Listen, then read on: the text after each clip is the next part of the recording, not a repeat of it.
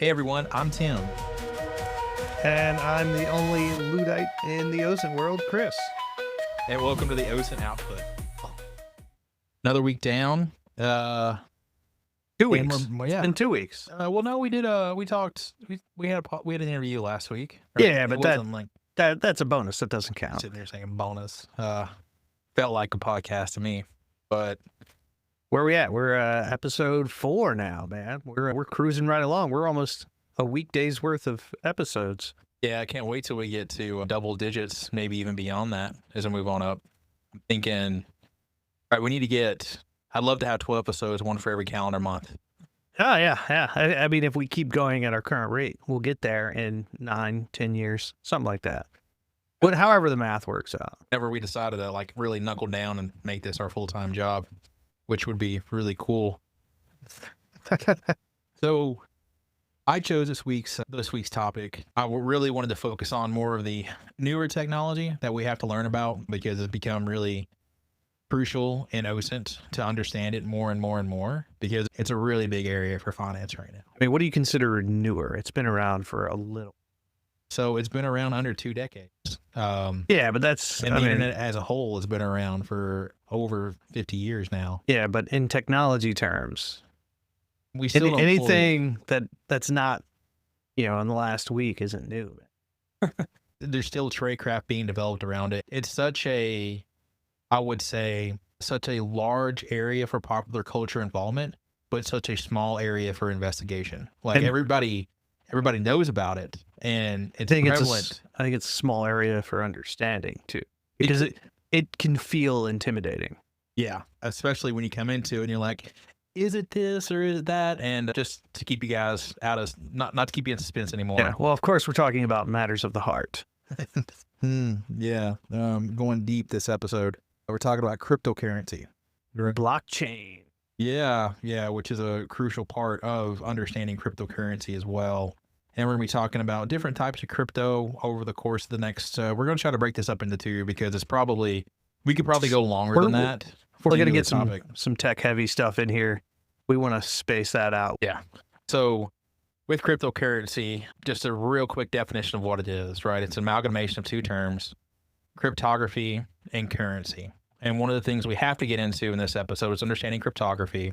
And then for it to be a currency, that means that it can exchange hands or go from one person, one entity, one node to another. Don't tease him. I got a whole breakdown of what currency actually means. Oh, my Lord. So we're going to definitely get into that. But before we get started, something that's been in the news lately, and it's still ongoing, people are still investigating it. It occurred 2 weeks ago, and it was the hack on an exchange called ByBit, okay? An exchange is where you can go and you can purchase cryptocurrency. The North Koreans are at it again. Yeah. A lot of the IOCs, indicators of compromise for what happened in this hack, could be linked back to the normal things that the Lazarus Group, which is the name for the APT, that they conducted. Advanced Persistent Threat Group. Yeah. APT. And usually APTs are nation state sponsored or actual nation state activity. Some places you'll hear them called tags, TAG, which is threat action groups. All right, so ByBit was hacked. How did they get into ByBit and steal $1.5 billion worth of cryptocurrency? Total that they've tracked from wallets from that one cold wallet. But when you set up an exchange, you have to have a few wallets on hand so that you can have people's money available. Because if you think about this, if you go to just a regular stock exchange and you say, hey, I have this many shares of this stock, whether it's for Google, for Apple, Microsoft, and you say, I would like to sell these to someone, the exchange says, yes, we will take these off your hands and we are going to give you enough money to cover that. That stock exchange has to always have enough money on hand to cover that amount of stock. Same thing for cryptocurrency exchanges. For my people, we call those swap meets, where you all show up. You want to sell some stuff either to the organization or just exchange your goods for someone else's goods. And so with cryptocurrency exchanges, there is a value that is assigned to cryptocurrency. It's fluctuating. Crypto is extremely volatile as compared to regular security-backed goods, stocks. And fiat currencies. Yeah, that's backed by fiat currency. So cryptocurrency is extremely volatile and go up and down at any point. So they have to make sure that they always have enough money on hand. So for exchanges, the wallets they have, they're called custodial wallets. And for exchanges, there are a few types of wallets that they have. They can have wallets that are controlled by a person, or they can go on there and send and receive cryptocurrency, but they still have to have a way if they buy cryptocurrency to receive that, and they have to have reserves available. So there are two wallets for that. There's one called a hot wallet, and there's one that's called a cold wallet. A hot wallet is always connected, always available to transact for. So if you need to buy cryptocurrency or you need to sell the exchange cryptocurrency, you're able to do that because it's available. And that's kind of like you were talking about a casino. Yeah, Right. yeah. So yeah, if I'm on a casino, the hot wallet is the floor, or is it like the house holding money waiting for people to exchange Yeah, stuff? that Or could is be, it both? they're kind of like that, right? Is So it both? yeah, you can go as long as you're able to bring the chips that you have on hand immediately and turn those in for cash, or give them cash for their chips. That would Or be if I'm losing my chips to somebody else in Texas Hold'em? you know, in my opinion, when I was out there blackjack. Right. All right. So then the cold wallet is the vault where they're hiding extra cash. Yeah, Cover everybody's everything. yeah, exactly. Because people don't always turn in their chips at the end of the day. For me specifically, when I went to Vegas, I brought home a $5 chip, and now I have a souvenir to remember it by. They always don't get everybody turning their money in at one time, single day. All right. So that cold wallet is that reserve thing that no one really gets to see, or they're not supposed to access until something occurs, because it's normally supposed to be extra protected It's offline. offline. So Yes. that's a good way to protect your stuff, is to not get on the internet. Yeah, and then one of the ways that this cold wallet was affected was because this third party called Safe Wallet, who develops wallets for ByBit and maintains them on there for customers, they had the private keys for that cold wallet, and that's how North Korea managed to start impacting it. So that was an oversight by Safe Wallet. Yes, because that development machine wasn't protected. So a developer machine at Safe Wallet was, I would say, not correctly set up. Not secured appropriately. Yeah, and that was subsequently exploited by a hacking group. We don't know who that was initially, but over time, as cryptocurrency investigators started looking at the flow of funds, because again, we'll get into this in this episode, the blockchain is public. Anyone can track those transactions as they go through the blockchain. Right. So these guys went in there, they were able to jack 400,000 ETH or ETH. Yeah, that's definitely a word that everyone uses. So they were able to jack that cryptocurrency. They yanked it out of there. What did they do with it? How did they move it out? And has any of it been recovered? What's been recovered? So they have recovered some of it. It was a small percentage of it, but because of how they were able to trace it. Did they track it to their exchange, and the exchange? Yeah. So they tracked it to other exchanges. So just for overall reference, when you're traditionally trying to launder, or what's the proper term in cryptocurrency to conceal your illicit gains? Yeah, so when you go through a series of transactions to try to cover up where you initially received it from, that's called a tumbling or a mixing process. Yeah. So in the real world, we call that laundering, because that's what the process is. But because we're digital now, we got to use different terms. So traditional, well, for tumbling or mixing, right? And it's not an illegal process, by the way. It is a good way to make yourself private if you're concerned about tracing, and it can be used by people who earned their cryptocurrency or gained it legitimately. you can further anonymize your digital assets. Yeah, heavily assist in that. But usually when people use mixers, they probably want to hide it for a myriad of reasons, maybe related to illicit activity. Yeah. So there's a few ways that you can do that with cryptocurrency. There's OTC brokers, which are Over-the-counter brokers, these are like peer-to-peer transactions where you can go to an individual and they may be backed by an organization, right? It could be a Bitcoin ATM that you go to if you have those available. Yeah. And or just, a random dude named Phil online. yeah, and they will either allow you to swap coins with them. So going from one to another, they can give you fiat currency, or they can just say, hey, yeah, I'll send your currency from this wallet to my wallet and give it back to you later on. Back to our casino thing, you can go to online gambling platforms to make your crypto look more legit. And when I was out in Vegas, speaking more about casinos in general, the amount of activity that occurred where I never had to verify my age or my ID makes me believe that a lot of casinos are probably involved in money laundering activities. Well, I mean, it's a cash-based business, and then even online now, because you can now do it with crypto, it's really easy to conceal funds in one way or the other.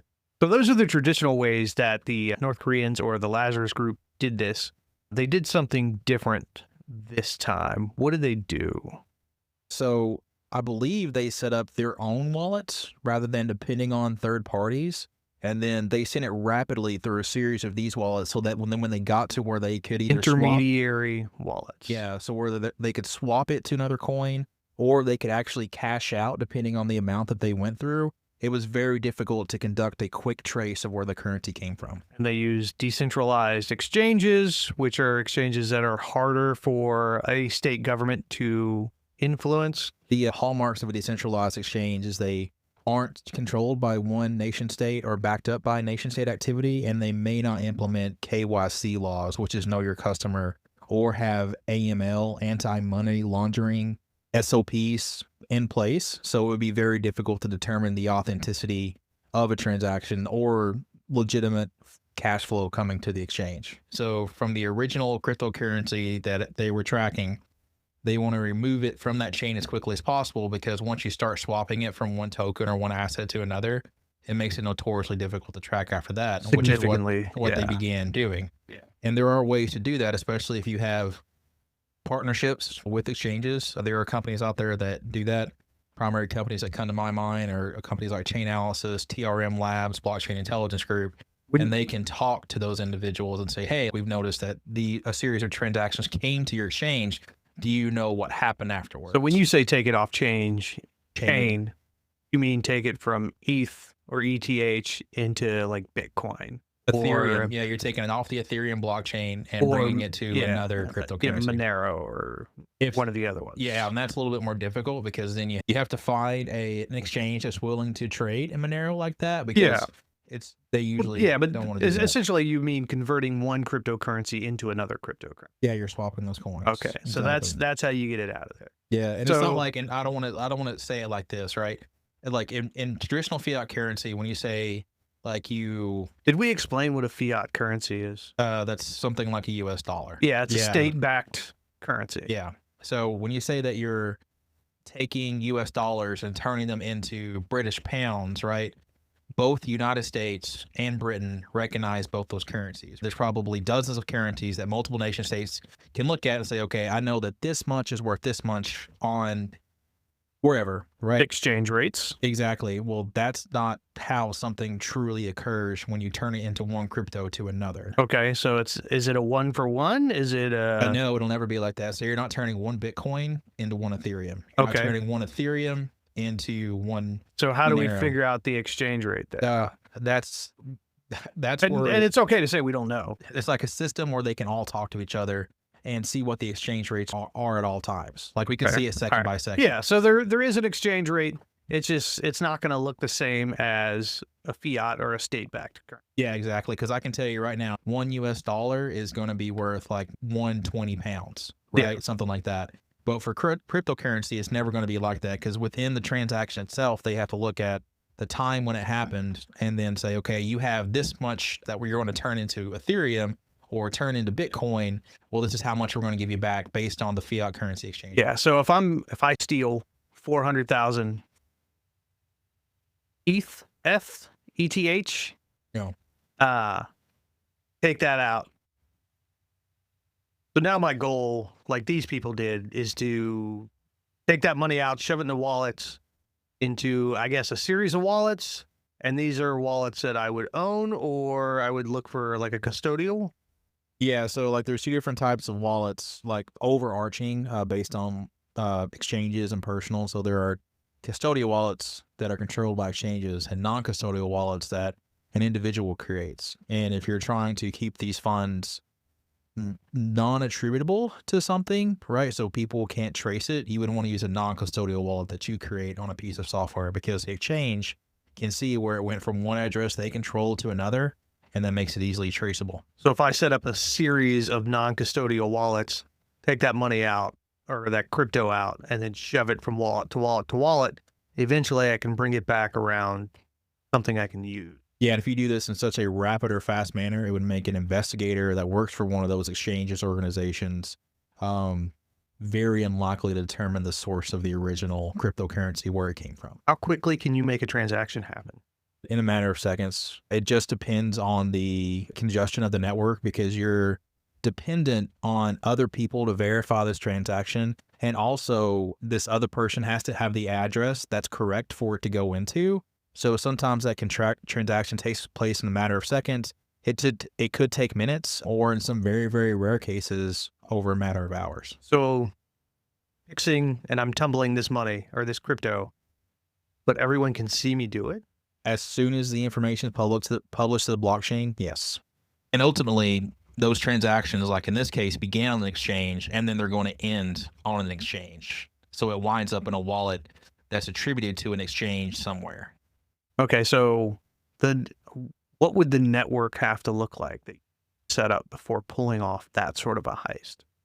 It's going to have to happen fairly quickly, because once it's discovered. Right, yeah, you need that exchange to happen rapidly, so you have to pre-plan that. Potentially, yeah, because all you have to do is, if you bring it to a non-custodial wallet, then you don't have to worry about it. I want to have this asset in my control, and set up their own key pair for that specific cryptocurrency for that blockchain, and they can transfer whatever amount of cryptocurrency they want to that wallet. And now it's not in control of any entity except for that one person or one organization. All right. So, Ooh, all right. So, yeah. So probably the North Koreans did the largest crypto heist. yeah, this is directly attributed to them. Everybody has been saying, multiple researchers, cybersecurity researchers, crypto researchers are saying it's these guys. And the magnitude of this heist compared to, say, last year. This overshadows what was stolen last year. In a singular heist, yes, but not overall. Not overall. It was in the billions last year for how much cryptocurrency was either stolen or compromised. Yeah. Do you know what percentage of last year's crypto heists were the North Koreans? Do you know? It's 35. 35%, man. They jacked 35% of all crypto. Yeah. That was heisted last year. I mean, it's impressive. Mm-hmm. So it's one of their MOs. It's a great way for them to have currency they can turn into something else. Same thing for terrorist groups as well, because that's one of their ways for funding right now, because they can't get accounts where they can conduct Swift transactions anymore and get millions of dollars like they could. Yeah, so we can sanction anyone that uses Swift, or we can freeze an account, a Swift account. How easy is it to free a cryptocurrency account? If it's associated with a custodial wallet, which is, again, something that's controlled by an exchange, an organization like an exchange, it's usually a simple matter of the Department of State, right, saying, hey, we're going to put this specific address on the OFAC sanction list.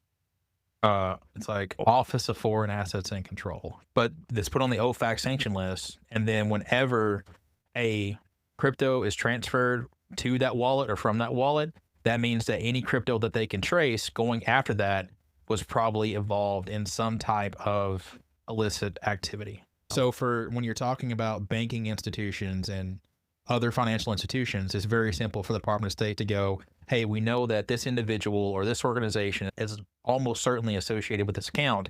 You will stop everything that's all transactions going to this account, especially the US dollar. Right. And if somebody does send or receive something from this account, please let somebody know, especially law enforcement, international law enforcement. Right. So when it comes to cryptocurrency, the only thing you can do, especially if it's not custodial wallet, it's not controlled by an exchange, is just say, we know that this has likely been involved in illicit activity, monitor, and don't let any transactions go to it or from it from a controlled exchange. Keep an eye on it. Let us know if there's activity. And one thing that ByBit did come out and say was, because investigators were asking them, they said, hey, do you still have enough money on hand to cover people if they want to start just withdrawing all the cryptocurrency that you have at your exchange? And they said, yes, we have enough money in our reserves to make sure that if anybody would like to withdraw all their crypto or send all their crypto in to be paid out, good on ByBit for not being like some, Being a good house in the casino. yeah, exactly, and not being like some exchanges who, and we can talk about those in the future. Like Yeah. FTX is a fantastic case Run study. away, man. Just run away. Yeah. So long, and thanks for all the cash. I really started getting into more OSINT investigations, and especially becoming a trainer. One of the things that happens when you're a trainer is that you kind of get pigeonholed into thinking about the same things all the time, and you rarely ever can advance your tradecraft, and you're stuck to common, just regular objectives and procedures for OSINT training. So I really got into other communities, started talking to people who wanted to be more advanced in OSINT, and cryptocurrency is one of those next logical steps for a lot of people after they understand some basic techniques. So one of the things I alluded to at the beginning was cryptocurrency is an amalgamation of two terms, cryptography and currency. I've talked about cryptography a lot, especially to Chris. Too much. And he has so many notes on it that he's flipping through right now that he can't do Control F on because he wrote it all down and he doesn't have a phone in his hand. I need the handwritten stuff. Here we talk a little bit about the basics of cryptography, not like modern cryptography with asymmetric encryption, public-private keys with a lot of math that's involved. What is basic cryptography? I mean, you want to conceal or affect data in a way that prevents an unintended audience from viewing or seeing what you have. So, I mean, there's various ways to do that, or various ways that you can do that. You know, there's letter shifts in handwritten stuff. But yeah, the very basic tenet of cryptography is concealing data in a way that only the intended audience can view. Yes. So the person who wanted to make the message unreadable to everyone else, right? They use it's usually a type of cipher, right? So then they put it into there. Yeah, you then, need a code to crack it and a code to encrypt it or conceal it. Yeah. So then that cipher goes to whomever, that encoded message goes to whomever party it's supposed to be delivered to, hopefully. And once it arrives there, they have the whatever decoding machine or cipher or list of letters that correspond to numbers. One of the first pieces of, and this is now declassified, classified information in the United States, was a cryptographic tool. Do you know what that cryptographic tool is or was? I want to say it was a rotating pinwheel. It was invisible ink and an inkwell and a pen. So so it's invisible ink, so it would go after a certain time. How does somebody recover it? Heat. Oh, okay. Yeah, we use it all the time now. Yeah. You can do that with like but that lemon was juice. that was like one of the first major graphic tools that the U.S. Yeah, if you watch National Treasure, that's how. Nick Cage. Yeah, that's how he found the map or whatever. Yeah, that's how he found the writing on the back of the Declaration of Independence, and then found the glasses later on to, see the invisible map on the back of the Declaration of Independence. And the NSA has consistently tried to either develop or make certain tools sensitive so that they can't be shared, because I do believe this. Encryption is a threat to a person's security if it's in the wrong hands. Primary thing I want to think about right now is ransomware is really prevalent. When we think about in terms of cryptocurrency that's being stolen, there are still billions of dollars worth of ransoms that are being paid to these hacking groups because they encrypt systems and they don't have the key because they're the ones that developed it. So when it comes to the cryptography part of cryptocurrency, in order to make it essentially immutable for the blockchain, they sign transactions. So there are 3 hallmarks to cryptocurrency as we know it right now. When Satoshi Nakamoto, who's the creator of Bitcoin, wrote the white paper, and we can't use pronouns because, quite frankly, we don't know who this person is. Satoshi Nakamoto is an unknown individual or individuals that developed Bitcoin and mined the first block. They are hiding who they are. They are using a pseudonym. They're encrypted. Yeah.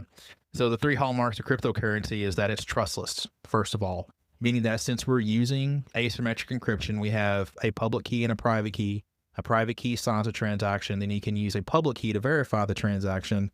Everybody can believe that transaction occurred the way it was supposed to. That's the first thing. The next one is decentralization. Decentralization refers to the fact that there's not one singular entity that's in control of the entire. exchange. Yeah. Well, no, not the exchange, the blockchain. Yeah. Right. So the blockchain, everybody can look at it, verify it, and we also have these individuals who volunteer their time. They're called miners, miners. They go out and get blocks. They find blocks on the blockchain to verify transactions, and they get rewarded for their efforts. More on those here in just a minute. And the last one is it's pseudonymous. And the reason why I say pseudonymous is every single individual that wants to send cryptocurrency from one wallet to another has to have a cryptocurrency address. And then those addresses can potentially be attributed to an individual.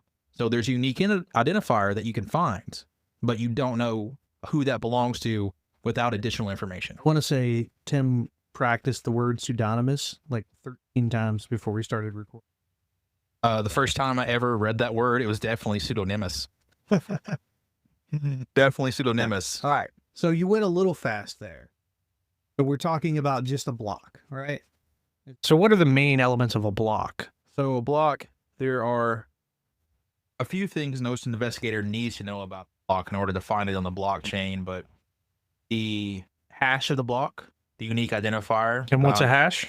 It's a number that's generated after a mathematical algorithm. So normally in hashing, there are various algorithms that you use in order to generate a hash for a unique file. And those are SHA-1, SHA-256, and Bitcoin uses SHA-256. So computer magic, you just take a bunch of data, you submit it to an algorithm or computer magic, and you come out with a hash. If we're thinking about computers as things that solve equations, yes. You mentioned the data on a block. What data is on there? Yeah, so it includes data about data. Specifically, there are a lot of different unique identifiers within there you can search. Some you don't really need to know about, but you need to know about the transactions. So for every single block, it includes, I believe it's up to 6,000 transactions for Bitcoin, and that could be way different for other ones and have more for other cryptocurrencies. So when the blockchain is the basis of the cryptocurrency, each block keeps a list of transactions for that block or for the history? Yeah, so each block has a ledger of transactions, and you can go back in time to see transactions that exist on the blockchain. And one of the things that's included in there as well for the block is the height of the block where it's located at. The position? Yeah, how many it's at in the chain? Been discovered. Right now for Bitcoin, there's over 800 and some thousand, like 860 some thousand, I think, that's been discovered so far. All right, so let's break that down a little bit further. And let's say we're at block 0, the Genesis block. Mm-hmm. So that has the initial, hey, I'm a thing data in it. And then, so what does the second block in the chain have? So it takes all the information from the previous block, and then it goes into that equation to find that next hash. And that hash is going to begin with a certain amount of numbers that can be verifiable, or a set amount of numbers. Some are maybe a well-known number, like a constant number in math, but for Bitcoin, it's 20 zeros. So once a miner finds that hash that begins with 20 zeros, it broadcasts it out and says, hey, I found this number. Everybody says, hey, the miners, like, hey, I agree with you. And then they go forward, accept that new block, and then the miner gets that block to verify transactions. All right, so a block has its position on the block in there, its position on the chain in there. It has information from the previous block. What happens if you alter the data in a block? Does that affect the whole chain? So the blockchain is supposed to be immutable, which means that since you sign that with a private key and all the information from the previous block is included, if anybody attempts to alter information about a block to maybe start a new blockchain, everybody's gonna be like, nah, you can't do that. That would defunct the chain. Yeah, they'd be like, we don't believe in this new fork on this blockchain. It has to match a specific one. So what I assume you're talking about is new block is discovered later on, like around block 800,000. Well, yeah, let's say somebody goes back in time to try to change the blockchain. You're talking about what if I fake or I try to alter a new block. Well, you can't alter or fake anything in a blockchain that everybody else can agree with, because they can go back and look at all that data over time, see that new information was introduced in the blockchain that wasn't there before, and there's no way to verify that it existed at that time. Right. So the point, I guess, of that is because everyone has access to the current blockchain, everyone can see everything that's happened from 0 to wherever we are now. Yes, it's completely transparent, public for anyone to view. All right, so let's dive into mining a little bit because we've mentioned miners quite a bit. How do you come up with a new block? So these miners, they have to use machines, computers, and it has software on those computers. They download an entire copy of the blockchain as it exists right now. They take all that information. They attempt to guess a unique number that goes into that equation for whatever cryptocurrency it is. Right. And then once they find that right number and they get a hash that they think is right, it broadcasts it out to everyone and says, hey, I think I found it. Is this right, guys? And if there's a consensus within all the miners in the blockchain, yes, they agree with it. And then that miner gets rewarded with cryptocurrency from that specific blockchain. All right, so to create a new block, you essentially have to solve a mathematical puzzle. Yeah, and it's all luck. It's just guessing over time. That's So all I it is. could do that with pen and paper, right? Well, you could, but it'd take a lot longer. Or if I'm really good at math, I could just look at it and go, this is the answer. You still can't make the computations a machine can. All right, so I need a machine for this. Yeah, you'll need a computer that can make multiple computations over minutes, seconds, way faster than any human can. So you solve the math problem with your fancy machines because you don't think humans can do the math Didn't say that. as well. Didn't say that. I said they just can't do it as fast. Humans are dumb compared to computers in your scenario. You're the one that forgot the word for humans at one point in your life. You want to tell that story real quick? Not right now. Not right now. We'll get to that. Okay. So you solve the mathematical equation. You pimp that out to the community or the miners. Is it? Does everyone have to agree, or is it just the people who are doing the actual work? So the people that have cryptocurrency on the blockchain, all the miners can see their wallets, their public and private keys, and that's how they're verifying transactions that exist. But in order for a new block to be added to the blockchain, the primary ones who agree are the miners, but anybody who looks at the blockchain can view that data. All right. So then they all have to agree that is the appropriate block It's to a majority consensus. to build the new one on. Majority consensus. More than 50% of the miners have to agree, yes, this is the new block. And then, Okay. So why would you mine? Because it's a thankless job, right?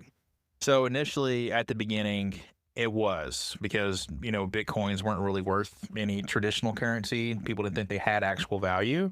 But for every single new block that a miner confirms, then they get rewarded for their efforts. At the beginning, 2010, when the very first block was mined, 50 Bitcoin was awarded to miners. And in every 200,000 blocks that are mined, found, verified, that reward gets cut in half. And then whenever a miner confirms that block, they get to verify all the transactions that exist in that block, and they get rewarded with fees from transactions that get verified in that block. Is that voluntary? If I'm trading Bitcoin with George, and do I have to give a fee to the miner?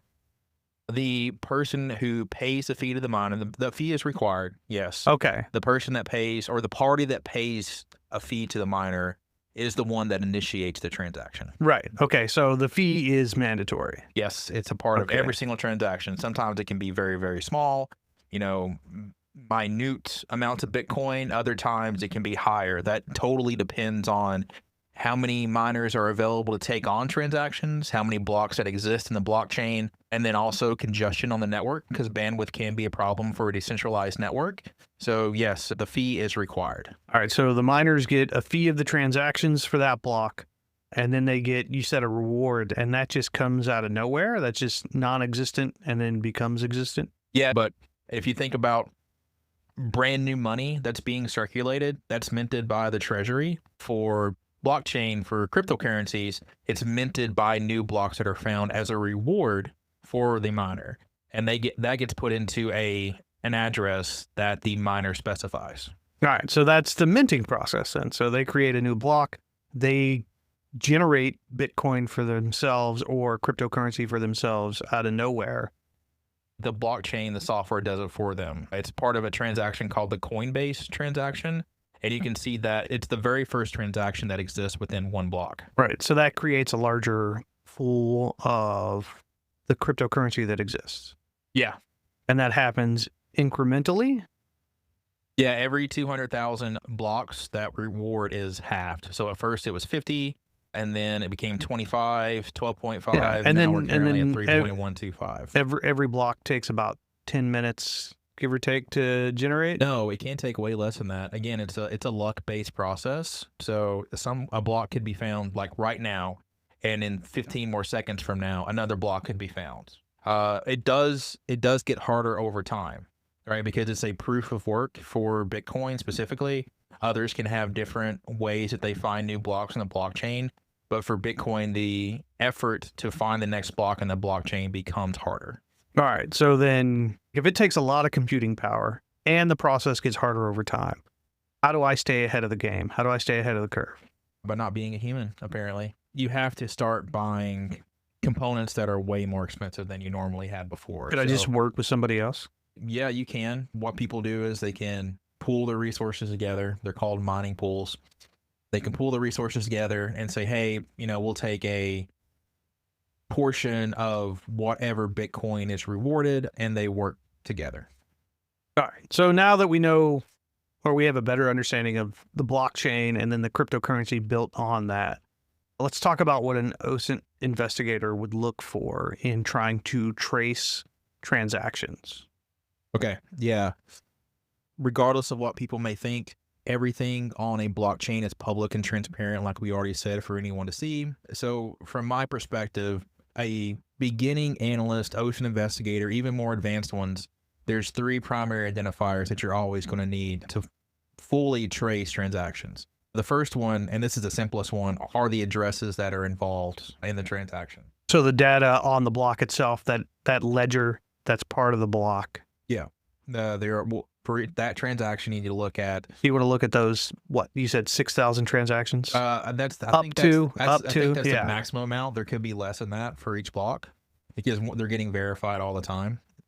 You have the Bitcoin address that gets generated by the wallet, and it's going to be a sender and then a receiver, and then there's always going to be a change address for Bitcoin. Some crypto addresses don't have that because all the crypto that gets sent over the blockchain, and we'll talk about this more in the next episode, has to be sent from one wallet to another. So a change address is there. And then you have the hash for the transaction. That's really crucial. And in some cases, you want the hash for an entire block so you can verify where it exists on the blockchain. So those 3 things are crucial for sourcing information that exists on a blockchain. All right. So then what value what value does understanding the blockchain and cryptocurrency, what value does that add for an OSINT investigator? Like, what field of investigation are you doing where you're starting to dive into cryptocurrencies trying to track transactions?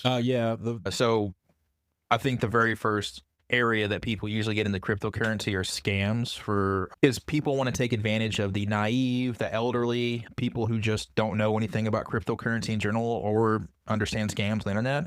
So they start paying people, and you have to try to trace that down. So asset recovery is a big one. Also financial fraud, financial investigations, because there are a lot of exchanges now that take fiat currency and give you back cryptocurrency as an investment. So there are financial investigators working for those companies that implement KYC, know your customer, and they have to look at that data, then also looking at anti-money laundering laws to make sure that funds they receive for that aren't coming from illicit purposes. Financial investigations is usually where OSINT investigators get started if they're looking at cryptocurrency. And if you ever want to start initially looking at some of this information, there are a ton of applications out there that you can use, and they're free, by the way. One of my favorite ones to use is blockchain.com. They have an explorer for a lot of cryptocurrencies. You just take the hash for any transaction, a cryptocurrency address, throw it in there, and if that data is available, it'll pull it up for you to view. So I can just hop on and look on there. And since we've discussed that the blockchain is essentially a public ledger where you can see everything from zero to wherever we are now, I can see every transaction and trace every. Yes, you can. Let's go back just a little bit. If I want to get into mining, like if I want some of that free Bitcoin floating around that doesn't exist yet, how do I do that, man? So for mining, it's going to require more resources than it did a long time ago. 15 years ago, when Bitcoin first came around, you could probably use just your basic laptop that you had for college or for school, Not anymore, because you're competing with other people that are using more powerful resources to try to find that block and verify it before you can. You can go to bitcoin.org. Those more powerful resources have never seen my pen and paper game. We'll find out. But you can go to bitcoin.org, and they have documentation about the blockchain, about how it got started. They have links that can direct you to download the correct software so you can get started in mining. And there are tons of forums out there that you can go to as well. All right. And then let's say I'm in this, I'm mining. What happens if there's a conflict? Like, let's say me and Bob mine a block at the same time. Yeah, so if two or more parties happen to find the same exact block, the blockchain is just not going to pick favorites at that point. It's going to say, okay, I see that two miners or potentially more found this block at the same time. It's going to wait until the next block is found that everybody agrees with, that consensus comes. Then that's the one that it continues on that specific blockchain. All right. So just to try to clarify that a little bit. So Bob and I find the next block at the same time. And at that point, we've created, I guess, two branches of the blockchain. We found block 12, right? So then we're waiting on block 13, and block 13 is only going to accurately satisfy the chain from either Bob's or my block. Yeah, from any party that discovered that, right? So at this point, there's two. So it would wait for that next block to be discovered that miners. So let's say block 13 attaches to Bob's block 12. And so that becomes a new chain. What happens to my block, man? I did all that work. Sorry, bro. I don't get any love for that, man. Not at all. A frustrating process. So I have to be better than everybody else. Faster and luckier. Not better. Oh, just lucky? Yes. Faster and luckier. So how fast I can look at a math puzzle and then shove in the right answer? Yeah, if let's say you had a very basic simple equation is 2 plus x equals 10, right? If you can look at that, so it's simple, you know that the answer is 8, x equals 8. However, if you don't know what that is, because the algorithm, the equation becomes so complex, you essentially have to start guessing at numbers to put in there. So the more powerful hardware that you have, the more resources you have, the better you're able to fund it. Also, electricity comes into a factor because these components are quite energy resource intensive. They are the ones that are more successful more often than not than somebody who's just sitting in, their office at home trying to do it from their home computer. So how does that make everything immutable? So whenever these blocks are found, again, we're talking about cryptography here. Whenever these blocks are found, they're using all the information from the previous block that will go into the hash of the new block. And when that hash is discovered, you can't alter information that happens in the past because people can go back and view it. And because everything's signed using people's private keys, and we have all these public keys to verify that those transactions are true and accurate, that amount existed in their wallet when it was sent, then it can't be changed later on. If somebody attempts to change it, then the miners will go in and say, you can't do that because we're already at this level. You can't go back and alter information in the past on a blockchain. So you're saying in order to remain somewhat or quasi-anonymous on the blockchain, I have to put everything out in the open? You're required to. Right. So that changes so you can conceal yourself, but you can't conceal what you're doing.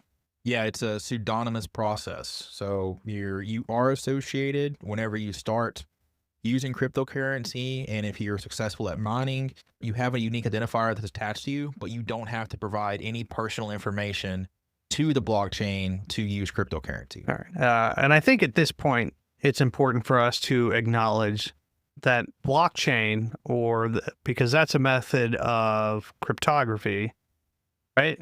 The blockchains are a storage solution. It's meant to store data. There's cryptography involved in the data and stuff that's in the block, so that you can go back and verify information. Yeah. Right. Okay. And that was not created for cryptocurrency. That was created before that. Yeah. Blockchains have been around for, I want to say, years, possibly even decades now. And it was a way to store data that a decentralized network could go and verify at any time, because to store information, it can become quite expensive. So what you can do is have a series of peers to assist you in this, and then you're able to store that data and verify it. And that's what Bitcoin is. It's a peer-to-peer cryptocurrency. Right. So we've covered cryptography, we've covered that the blockchain is data storage process that keeps everything open and transparent. So now I guess we have to talk about the currency part of what you call the amalgamation of two words, cryptography and currency. So what makes it valuable? Why is it a currency? It's a currency because at one point someone defined it as such, and then a lot of people just agreed with it. That's the basis of why cryptocurrency is valuable, because a lot of people say it is, because it's completely based on their perception and subjective to anyone's beliefs. All right, let's just talk about currencies and let's explain what a currency is and then how that applies to, we'll use Bitcoin because that's the most popular one. So the St. Louis Federal Reserve has an economics podcast, and one of their episodes is really just talking about what makes a currency a currency. And there's a few elements of those that have to exist. It's durability, portability, divisibility, uniformity, limited supply, and acceptability. Let's see how that applies to Bitcoin. So what about durability? Yeah, because it's all on the blockchain and it's stored where anybody can go view it on the internet, right?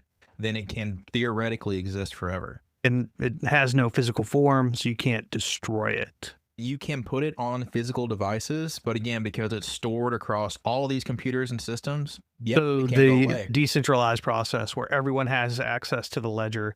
If I destroy your computer that has your copy of the blockchain, that's not messing up everybody else's copy. Nope, not at all. And then portability. Can you travel with Bitcoin? As long as you have an internet connection, or in some cases, you don't have to have one. You just have to wait for the network to catch up and verify those funds existed in your wallet at one point. Yeah, you can travel anywhere on the globe with it, and even to outer space, maybe one day. I prefer to travel with cash. So let's say I lose or destroy my wallet. How do I get that back, man?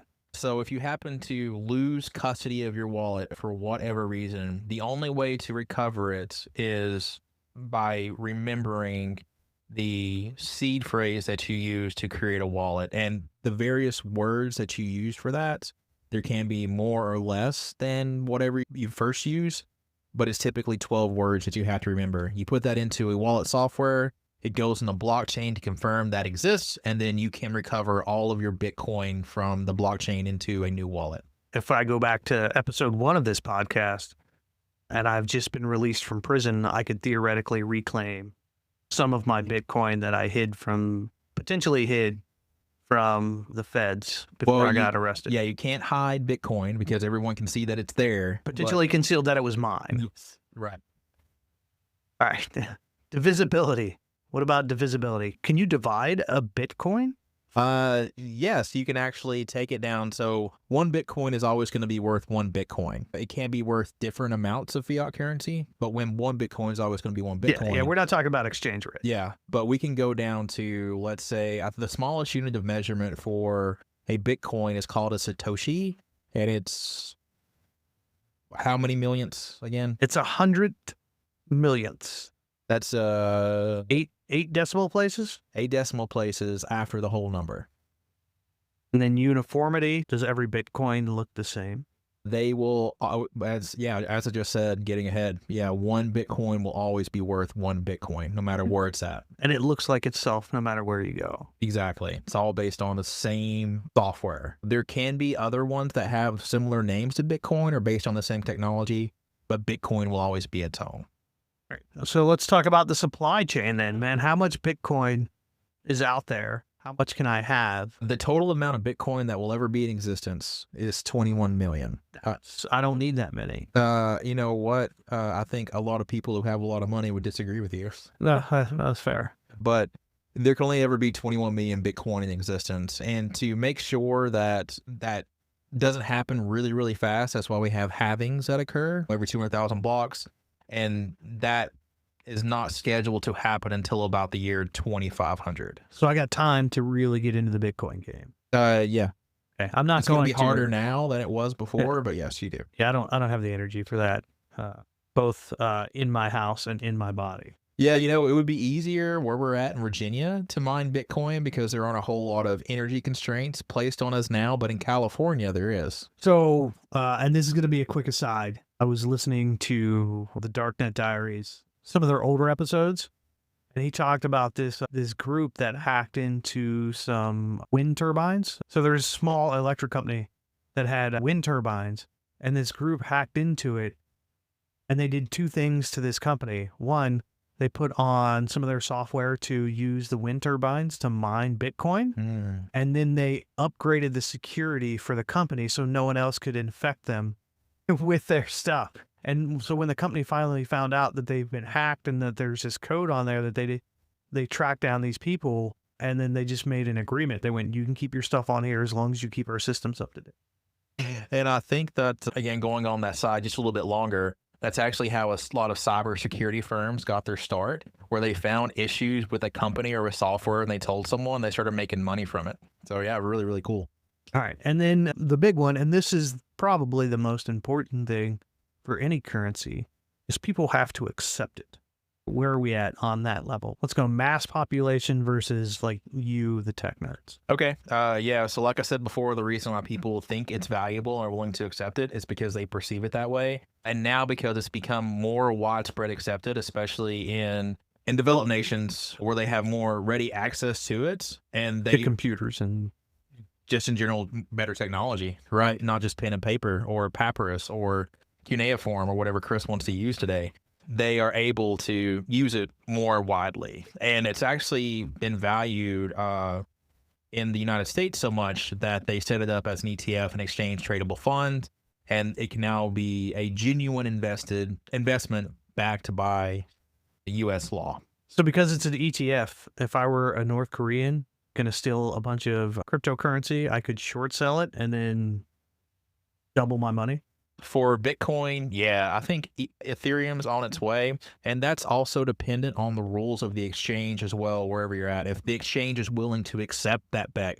So even though the US says, hey, you can do that, that's fine. If we go to Poland and you try that, that exchange could say, no, we're not allowed to short sell. Either you buy it or you sell it. We're not allow you to place a bet on it, whether or not it will increase or decrease in value. All right. So I'm not in the habit of giving North Koreans financial advice for when you're going to steal a bunch of cryptocurrency, but I mean, it's possible to double dip there. You get the stolen currency and the legitimate currency. So I think we've covered the elements of cryptocurrency, both the cryptography, the data storage in the blockchain, and then the currency aspect of it. How did all of this happen? How did it get started? Like, give us a quick 5-minute history of all this. So Bitcoin initially started as a hobby. Just some people saw it as a novel approach, especially individuals who had this value of libertarianism, like this total escape from government control, like third parties shouldn't be in control of you. And cryptocurrency actually meets those facets where you have a currency, a token of value that's in circulation that's not controlled by one central authority. So it kind of started as a hobby among that group. And I think a lot of early adoption going into 2011, 2012 was direct peer-to-peer transactions where someone would say like, hey, I don't have $20 to give you right now for this thing that I want to buy or what you did for me, but I do have 20, 30 Bitcoin laying around that could be worth value someday. Would you consider taking that as an investment? I'm down for that exchange rate. Oh, yes. And would you do that? And they said, yes, of course. I think one of the biggest things that really kicked off Bitcoin was Silk Road. Right. So that's a good point. I think a lot of people, when they think of cryptocurrency, they immediately jump to illicit activity. Is that required?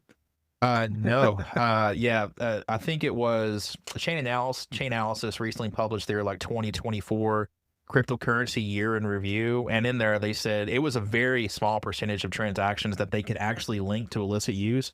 I'm pretty sure it was less than 10%, maybe even less than 5%.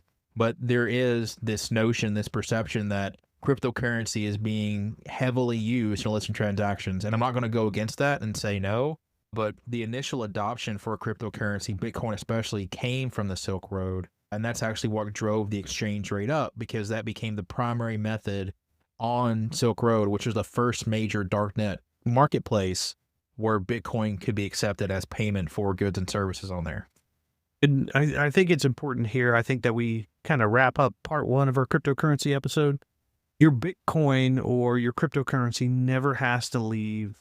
It never has to leave the environment, right?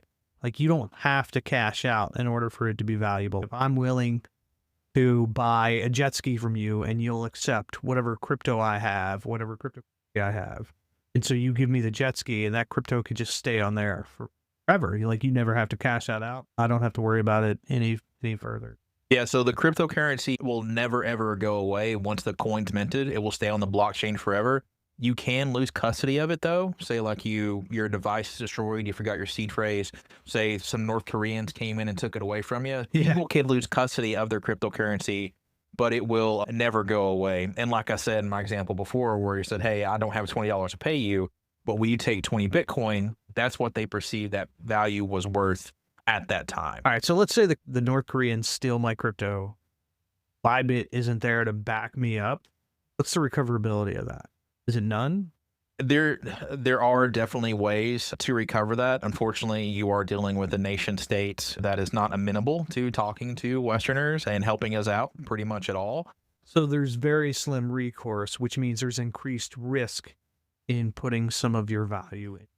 If it's a true decentralized coin where it's not backed up by any specific nation state or maybe an exchange, there's very little chance of recovery in a lot of instances. However, there are other coins like stable coins are backed up that we can talk about later. We're going to save digital assets for episode or part 2 of this. Yeah, so stable coins are backed by nation state. There's recourse there to recover your tokens.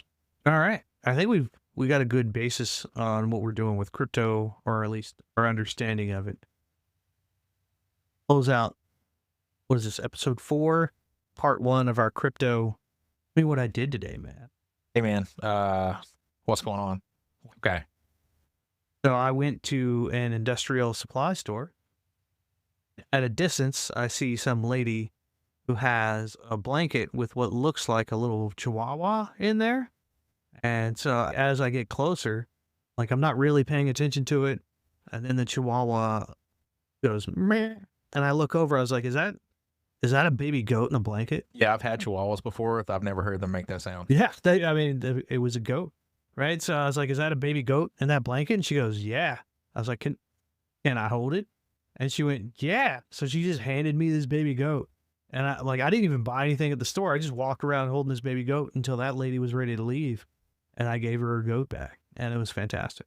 Yeah, I had a goat when I was younger. Definitely miss it. One of the better animals to play around with, and they're super useful around the house. Really are. They pee on everything. They do. But I mean, if you don't want to mow your yard, you want those weeds taken care of, you want some trash taken out, those goats are going to help you. Did that goat headbutt you into the tech person you are today? I would like to say it definitely made me a more fun person by having that goat, for sure. But some of I don't know, I never got a brain injury from it, but I definitely got knocked on my butt a few times. Never used my head. He doesn't remember the brain injury he got from it. Yeah, I just woke up one day in my bed and I was like, how did I get here? It was like, well, Billy did it again. But anyways, guys, thanks for listening to us. Be sure to check out our socials in the description. If you have any comments for later episodes, one thing I do want to clear up that I kind of messed up earlier on, I said 200,000, approximately over 200,000 blocks is when Bitcoin gets halved.